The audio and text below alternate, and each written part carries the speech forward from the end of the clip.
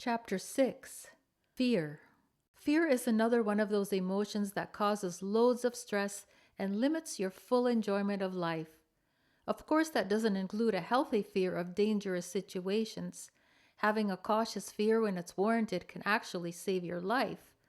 Other than that, being afraid of anything you have utterly no control over is blatantly pointless. Whatever it is that you dread, analyze the basis of your fear and the amount of control you have over it. Then do what it takes to reduce or overcome it. Think of your fears as a wake-up call for taking constructive action. For example, if you're deathly afraid of speaking in front of a group, as most people are, and your job requires it, take a course on public speaking and practice as often as possible. I know that sounds a lot easier said than done, but what harm would it do to at least try? There was a time many years ago when I couldn't speak up in front of a room full of people without my mouth going dry and my hands trembling, even if it was only to stand up and introduce myself. That changed dramatically after I took a 10-week course on writing and performing stand-up comedy. It all started when a friend enrolled us both in the class, but without my knowledge.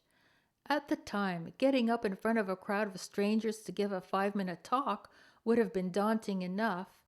The thought that I would be expected to make them laugh as well was out of the question. When my friend first sprung it on me, I blatantly refused to even entertain the idea of taking that class and emphatically declared, "No way!" Fortunately for me, my friend was persistent. In due course, I did decide to face my fears head on and take the workshop. 10 weeks later, I couldn't believe I was actually on stage performing at our class graduation show. Doing my set for a sold-out audience in a bona fide comedy club was a truly surreal experience.